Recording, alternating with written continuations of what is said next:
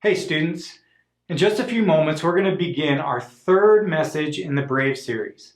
So far we've talked about being brave enough to surrender our lives to Jesus and being brave enough to share our faith with others. Tonight Pastor Josie from the Ransom is going to share the story of Esther and talk about being brave enough to serve. There will be some moments for you to stop the video and answer some questions. You can do this on your own or with your family. That's right, don't be afraid to invite your parents or siblings to watch the video with you. After the message at 6:30, we'll have a Zoom call together so we can further break down the message. But before we begin tonight, let's worship together with this song. So sing along with me, then listen to the message, and I'll see you at the end. 1, 2, 3, 4, 5, 6.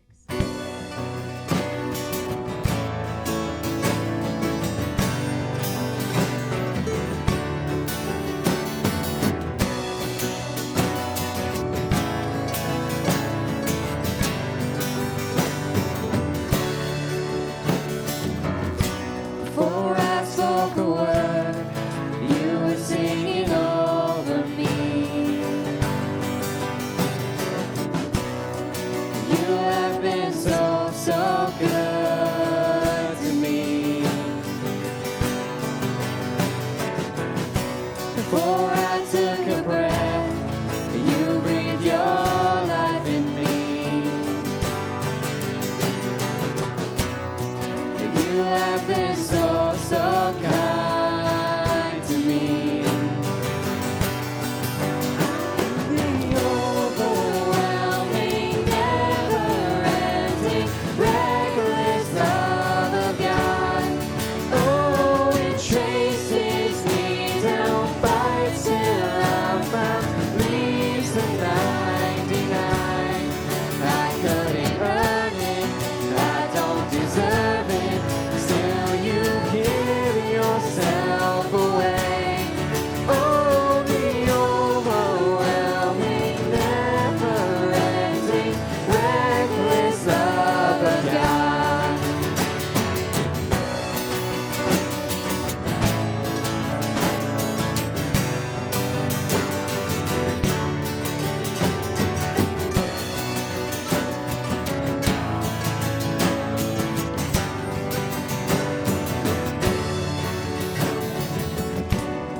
When I was your foe, still your love fought for me. You have been so, so good to me. When I felt nowhere, you paid it all for me. You have been so, so kind to me. And oh, the overwhelming, never-ending, reckless love of God. Oh, it chases me down, fights till I'm found, leaves the 99. I couldn't earn it, I don't deserve it. Still you give yourself away. Oh, the overwhelming, never-ending, reckless love of God.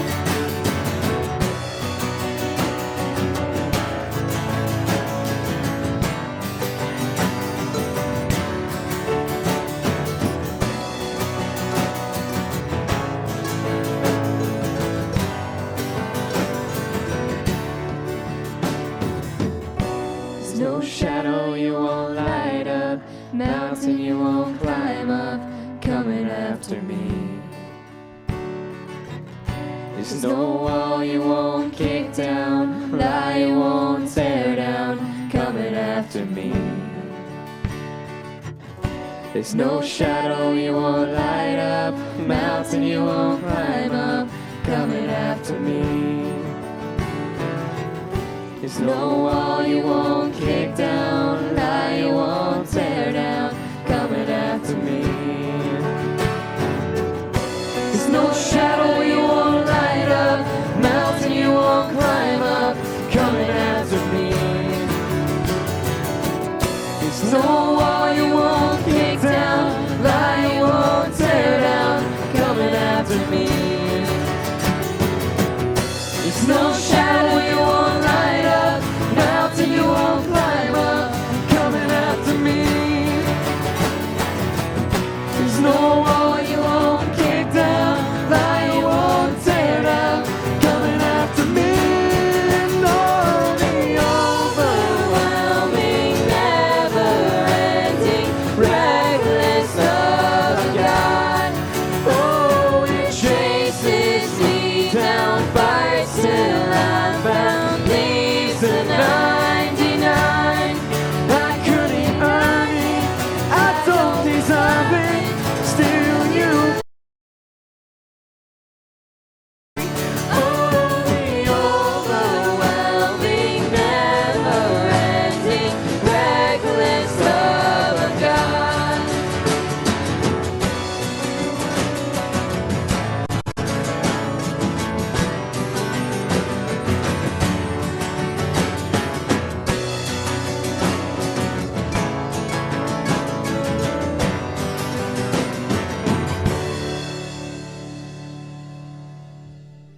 Hey everyone, welcome to the third week of Brave. My name's Josie and I'm a Ransom Teens pastor. Thank you so much for joining us today.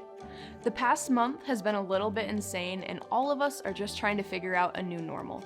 But within that, I'm so thankful you're here with us. If this is your first time joining us, welcome. We're so glad you're here. If you haven't heard yet, this Brave series came together with a whole bunch of different youth groups all spread out throughout Wyoming and South Dakota. So I know tonight we have Trailhead Youth, New Life Youth, Thrive Youth, Countryside Youth, Life Spring Youth, Grace Point Student Ministries, Linwood Student Ministries, and of course, Ransom Teens. And if there's any other youth groups out there joining us in this series, welcome. And also, any person not tied to a youth group, we're so excited you've joined in. I hope all of you realize how amazing this is. The body of Christ coming together at a time of crisis is so wonderful to see, and I'm so blessed to be a part of it. Before we get started, if you haven't yet, please share this link with anyone you can think of. Also, if you're watching alone, I encourage you to watch with someone, whether that's a family member, a friend, or a small group. Watch this video with someone you can talk to. Last week, we were challenged by Pastor Sean asking if we are brave enough to testify. If you missed that message, you can find it under your youth group's YouTube page or under the Ransom Teens YouTube page. I don't know about you guys, but with all this time sitting at home in the past few weeks, I've had a lot of time to reminisce and really just think about my past and my childhood. A giant part of my childhood was being at church and serving at church. Some of the best memories I have come from kids' church or youth group, even lifelong friends I've met from different ministries and different opportunities to serve at church.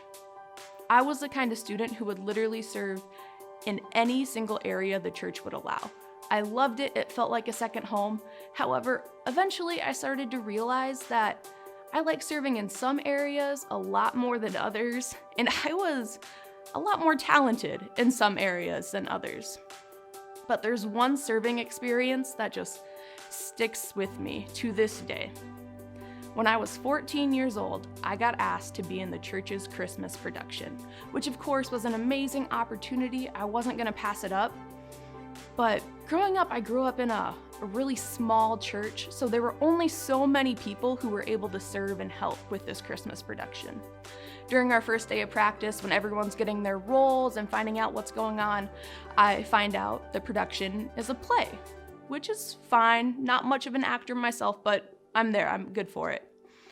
Then, a little bit later, I find out I'm playing a character whose name is Brandon. And I thought, well, it's a weird name for a girl, but I kind of like it, that's cool.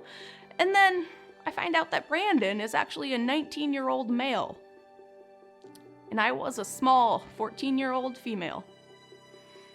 So I had two options at this point. I could have laughed, said, no, this is ridiculous and impossible, or accept the challenge. Regretfully, I accepted that challenge. And holy cow, I was so bad. It was so awful. But I am beyond blessed that social media wasn't as popular then as it is now, because my life would have been over. I would have had to move to North Dakota, change my name.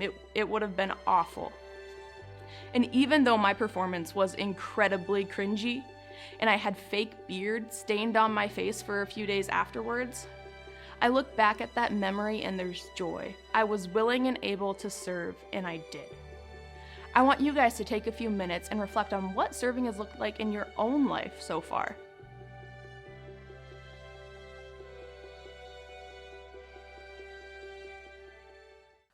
So serving. I'm sure you may have just discovered there are so many different ways you can serve. But what does serving look like when your reality has been flipped upside down? For instance, when a pandemic hits and we're stuck inside, or when serving is harder than you thought it would be. Why should you serve when your own life's going terrible? Maybe you lost someone close to you, or maybe you're struggling with fear and anxiety. Why should you serve? In the Bible, there's a story of someone named Esther. If you have a Bible, feel free to turn to Esther chapter 4. If not, you can follow along on the screen. While you're turning there, let me tell you a bit of the background of our story. Esther was a normal Jewish girl. She became an orphan at a young age, and she ended up being raised by her uncle Mordecai. When Esther was a young woman, she ended up becoming the queen, which is crazy in itself. Esther wasn't in line to be queen. In fact, the king had no idea who she was until he just saw her and decided he wanted Esther to be his queen. During Esther's time as queen, a decree was sent out declaring that on a certain day in the upcoming year, all throughout the kingdom, all the Jews would be destroyed. Esther was a Jew. Her friends and her family were Jews. And they were facing a future that looked incredibly dark with a lot of unknowns. Can you imagine this? One day, everything's normal, and the next, the leader of your country says that you, your family, your friends, can legally be attacked and killed, and there's nothing you can do about it. We're going to pick up the story in chapter 4, verse 13. Mordecai has requested Esther to help save the Jewish people, but she is slightly hesitant because if she goes before the king, she could die. Mordecai sent this reply to Esther: "Do not think for a moment that because you're in the palace, you will escape when all the other Jews are killed. If you keep quiet at a time like this, deliverance and relief for the Jews will arise from some other place, but you and your relatives will die. Who knows, perhaps if you were made queen for just a time as this." Then Esther sent this reply to Mordecai: "Go and gather together all of the Jews of Susa and fast for me. Do not eat or drink for 3 days, night and day. My maids and I will do the same. And then, though it is against the law, I will go in to see the king. If I must die, I must die." So Mordecai went away and did everything as Esther had ordered him. Esther was placed in a position that she didn't ask for. Esther didn't ask to be queen. And during this time, she had an option to stay in the palace. No one in the palace knew she was a Jew. She could have stayed in the palace, not said a word, and lived out her life as queen. But thankfully, that's not what Esther does. She realizes that she was placed in a position where only she could serve the Jewish people at this time. God uniquely positioned Esther so she could uniquely serve his kingdom. We're going to pause the video in a few seconds, and I want you to answer the question: where has God uniquely positioned you to serve? During this season, how might God have you in the perfect position to serve, even if it's difficult?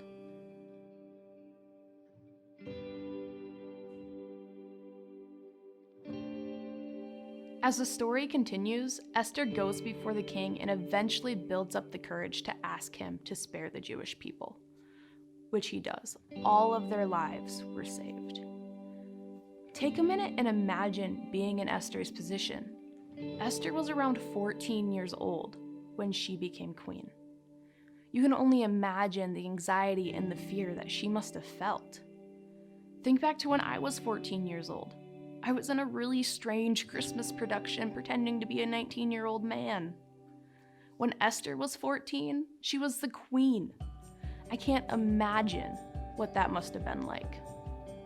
Similarly to the story of Esther, right now as a nation, and really as the world, we're in a state of unknown that none of us asked to be in.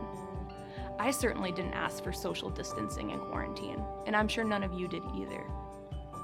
We're living in a world that is crippled with anxiety and fear, and we're facing a future that's filled with unknowns and questions. Within all of this chaos and craziness, within our daily routines and lives needing to be completely changed, we can still serve. Yes, we're confined to our homes. School is basically all online now, and the family that you love so dearly is probably getting a little bit annoying. But you can still serve. To take that one step further, not only can we still serve, we should still serve, but it's gonna look a little different. You see, God has uniquely positioned you with gifts and talents that can still be used during social distancing and online school. Romans chapter 15, verses 1 and 2 say, "Those of us who are strong and able in the faith need to step in and lend a hand to those who falter, and not just do what is most convenient for us. Strength is for service, not status." Each one of us needs to look after the good of the people around us, asking ourselves, how can I help? So for all of you watching right now, how can you help? How can you serve those around you? Maybe that means helping a sibling with homework, cleaning up the kitchen for mom and dad, or running to the store for the neighbor who can't right now. However, this question of serving goes deeper than how. We need to answer why. Why should we serve? In the past few weeks, our everyday realities have drastically changed. Senior years have been lost, sports seasons have been canceled, and futures just seem to be on pause. We're gonna pause the video one last time to reflect on why we should serve. Why should we serve when our own lives don't seem fair? Why serve when your senior year has been ruined or a season has been canceled? Take a few minutes to answer this question.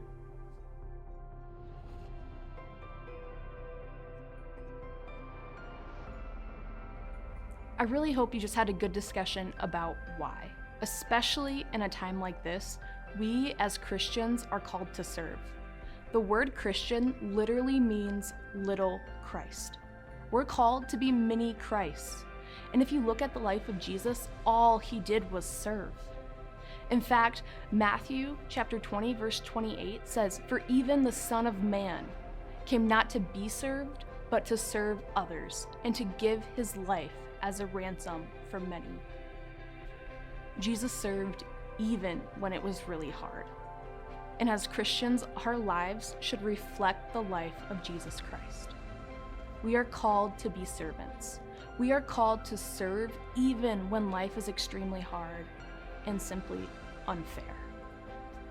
And every single one of us has been uniquely positioned with gifts and talents from the Heavenly Father to serve those around us. The last question I want you to think about and discuss is, are you brave enough to serve? Are you brave enough to serve even when it's difficult? Even when it's unfair? And please don't just answer yes, no, or maybe. Think about action steps or examples. How can you serve during this time? How can you use your unique position and gifts to serve those around you?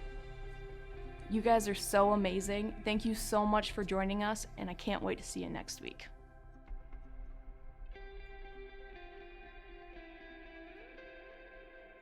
All right, students.